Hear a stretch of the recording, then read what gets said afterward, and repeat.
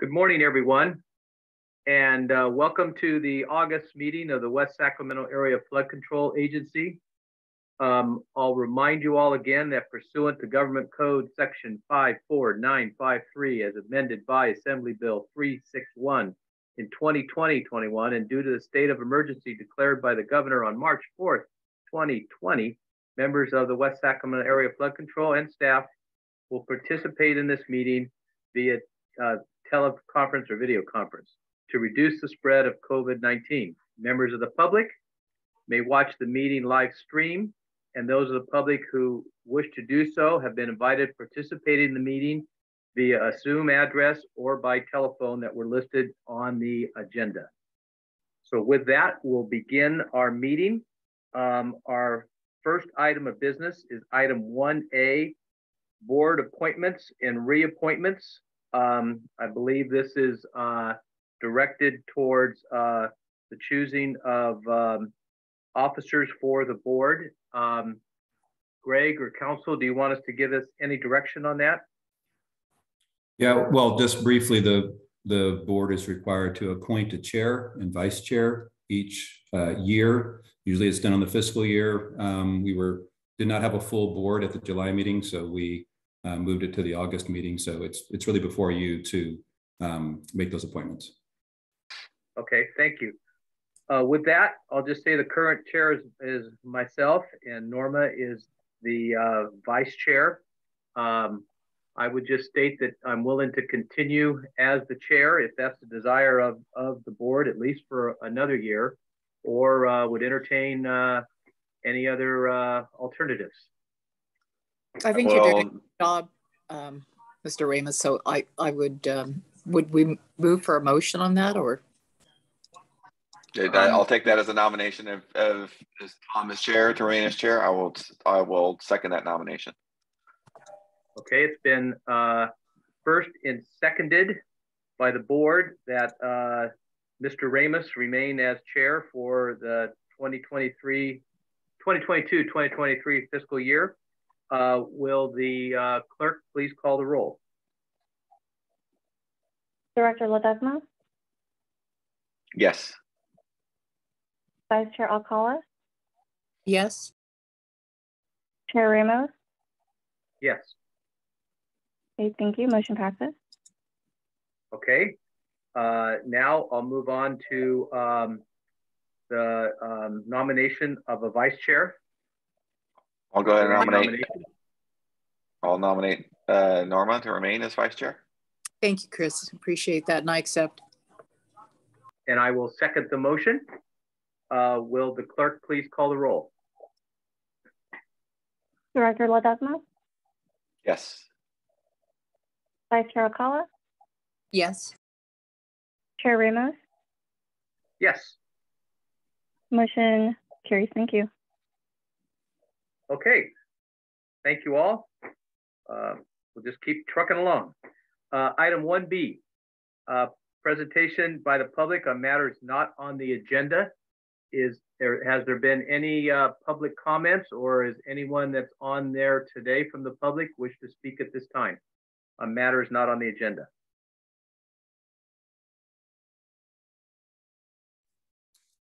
There were no comments received from the public beforehand, and I invite anyone to speak now regarding any matters not on the agenda.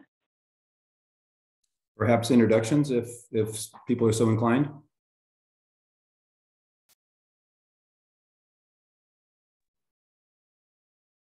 Yeah, hi, I'm real quick. I'll turn my video on for you guys. I'm John Cooper. I wanted to pop on and just say hi. I'm the new, one of the new legislative assistants in Congresswoman Matsui's office. Not just some stranger tuning into the West Sac water call. I was born in Sacramento as well, but it was recommended to me by our state director, Glenda, that I join some of these and, just keep in tabs with you guys. So I appreciate you guys opening these up. And I'll probably join periodically. No updates or anything for me today. Just wanted to say hi to everybody. Okay, John, thank you. Thank you for participating and listening in. Are you back in DC or here at the district office? I am. I'm in DC. Yeah. Okay. Well, currently not in the congressional office, but in my home in Washington, D.C.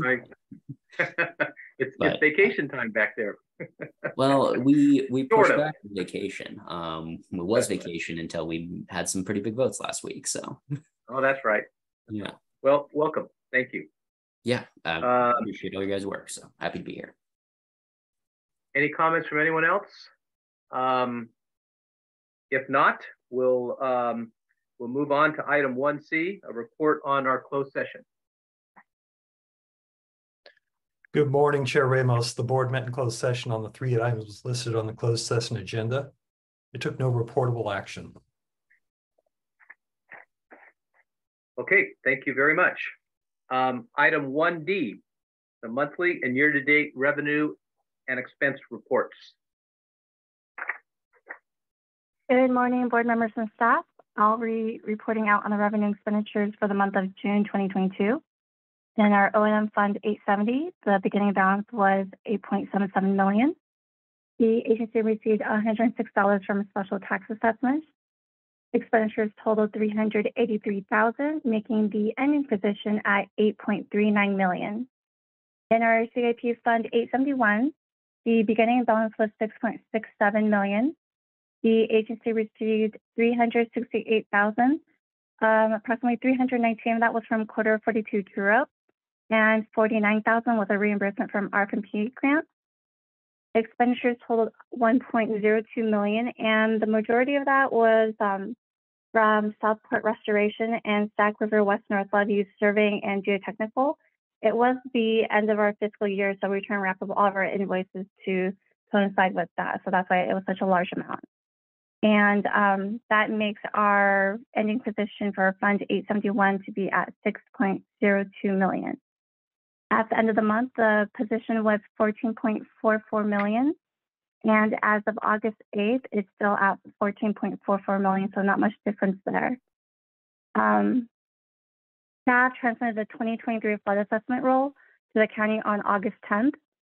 The secured roll valuation totaled $6.1 million, which is about a 2.8% increase over the previous year. That reflects the board approval increase to the assessment rate. And with that, I conclude my report. Please let me know if you have any questions. Okay, thank you, Jen. Any comments or questions from the board? Okay, very good. With that, we'll move on to our consent agenda. 3 items there today.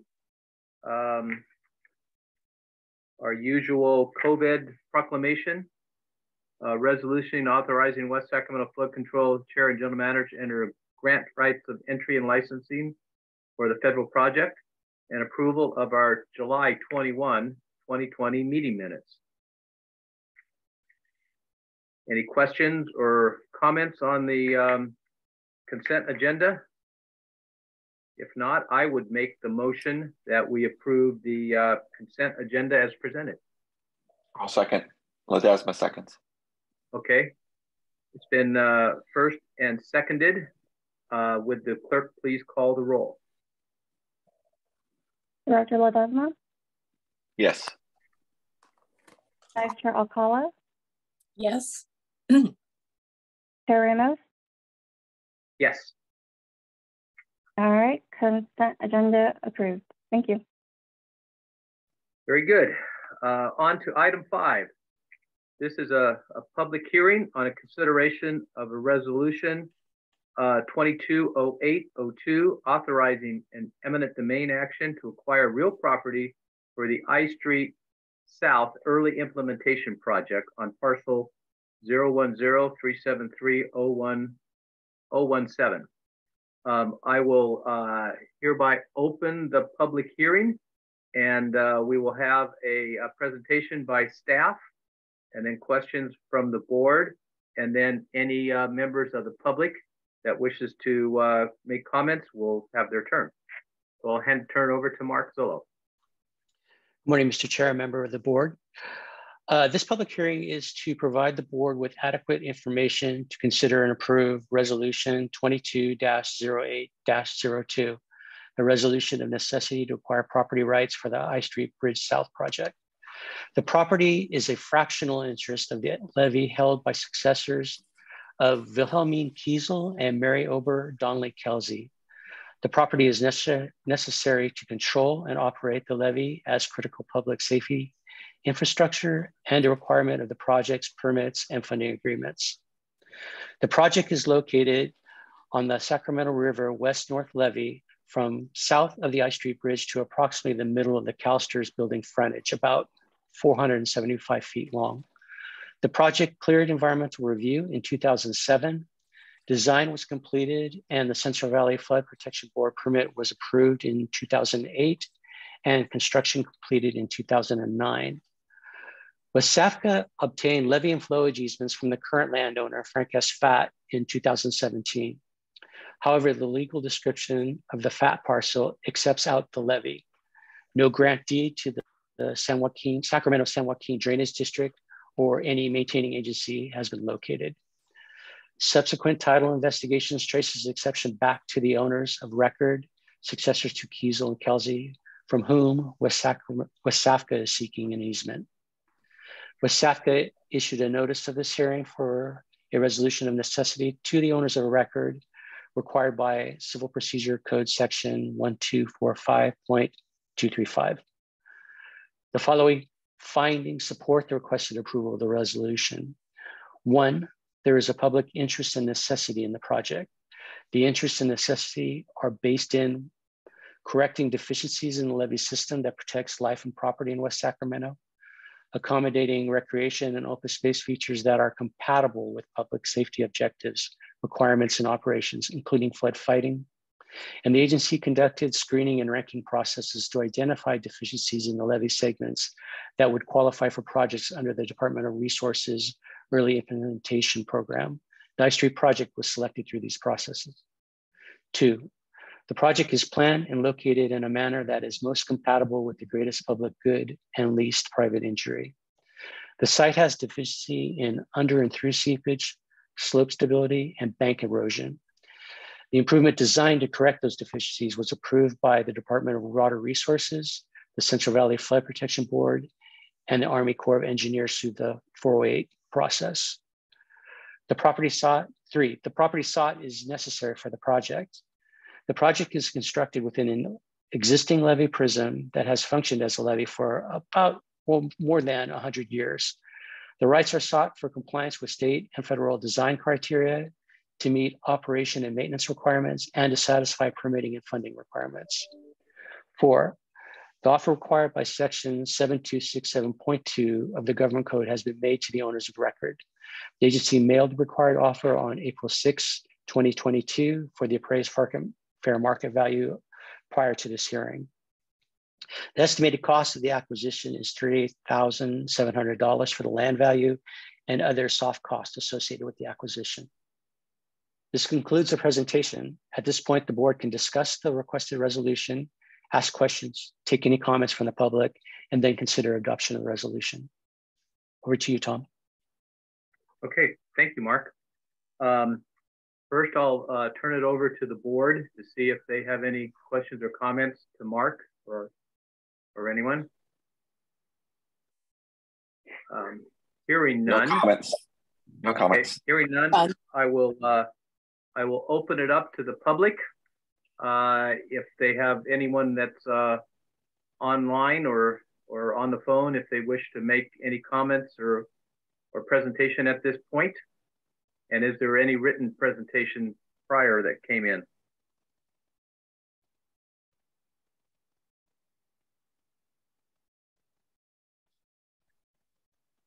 Okay.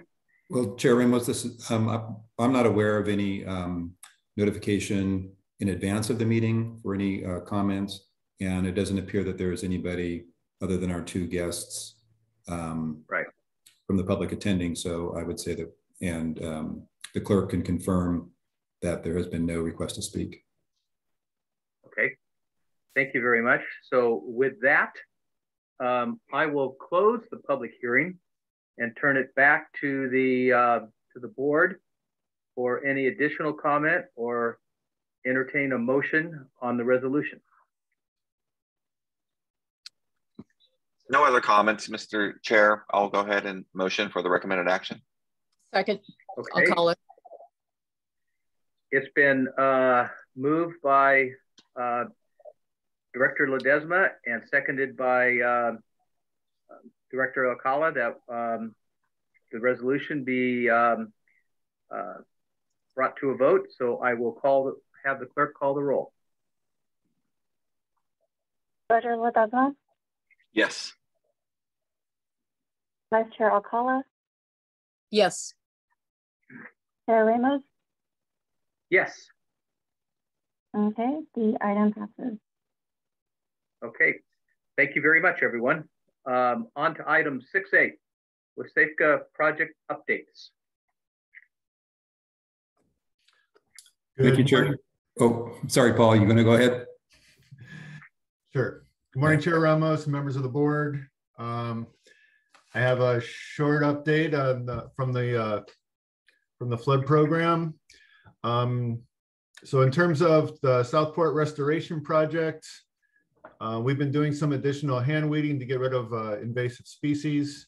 And given this this climate presently, this hot streak, we're irrigating every day this week, and I think every day next week too, just to keep good plant health and vigor.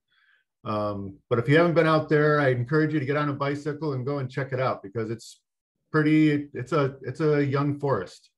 It's pretty cool to see. In terms of the North Area project, Mark has successfully shepherded the river's real estate requirements through all of the approvals and recordations, and so this project is moving towards closure. So that's a big deal for us. John, did you have a question? No, sorry, I sneezed. Okay. My computer reacted. All right. In terms of the federal projects, there's been a lot of coordination with the local district for the upcoming signing of the program partnership agreement. That's now scheduled for September 7th, signing ceremony. In the meantime, kind of in the background, the teams over at the district are forming up and working on developing their scopes of work to carry out the appropriations from the 2022 fiscal year, and then we'll be moving into the 2023 fiscal year. And moving into that, so that just kind of segues into the federal advocacy program. As you may or may not know, the House of Representatives passed the mini omnibus bill, which include the energy and water bill, which also includes $79 million to the West Sac project, which was represented in the president's budget earlier this year. I'm happy to report that the Senate water and energy bill also contains the $79 million. It has not gone to appropriations yet or been approved. We're anticipating that, well, it can't be acted on until the Senate returns, which isn't until Labor Day. So we're not anticipating seeing that approved right away.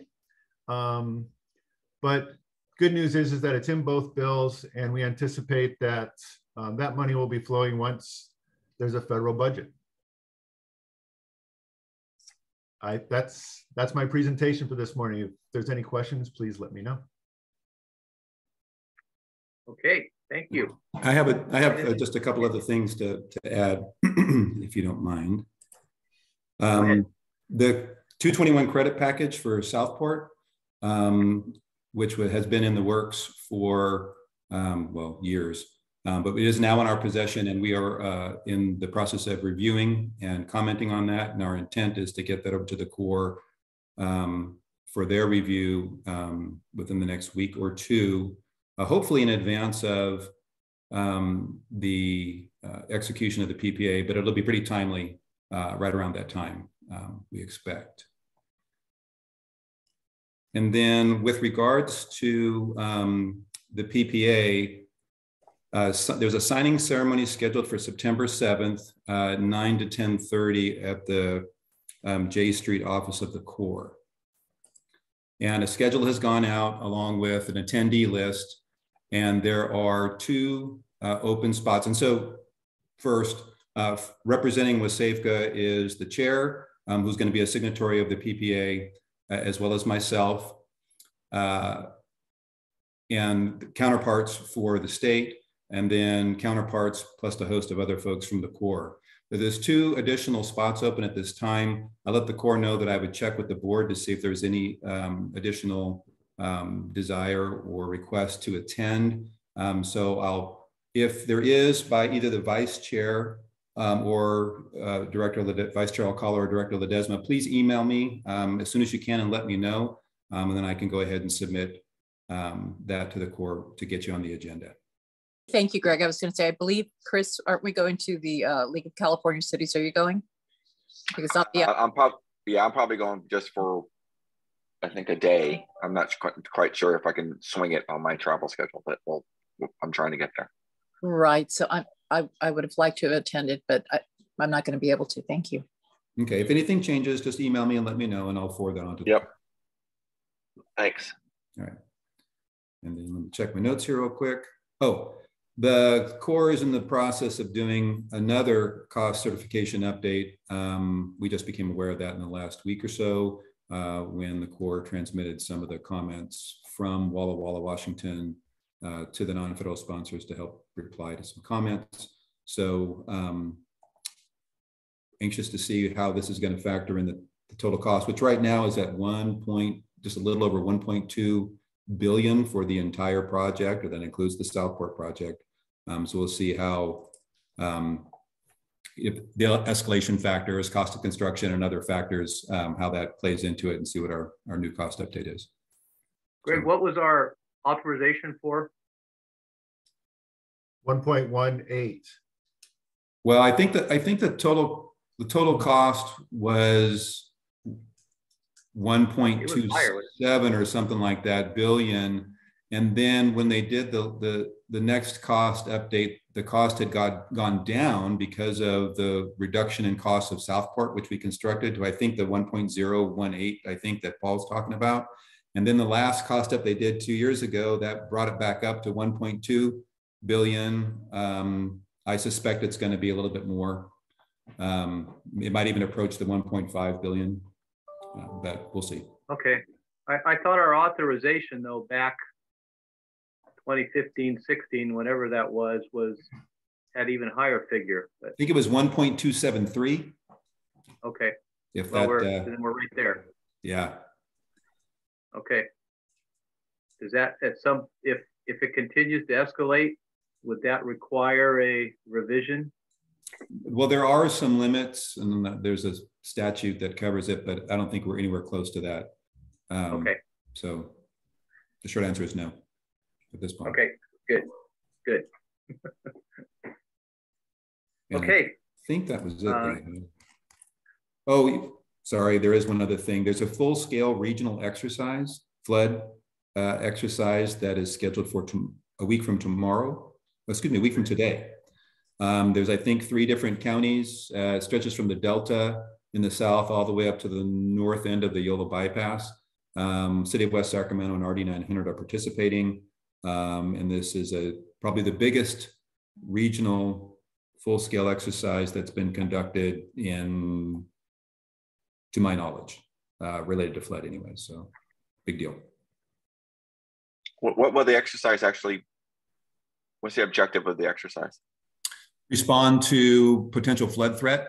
And so there's going to be, a West Coast, Central Valley incident, and various different agencies will be in their respective EOCs or out in the field at DOCs, or their shop, or at sites on a levee where there may be a particular problem.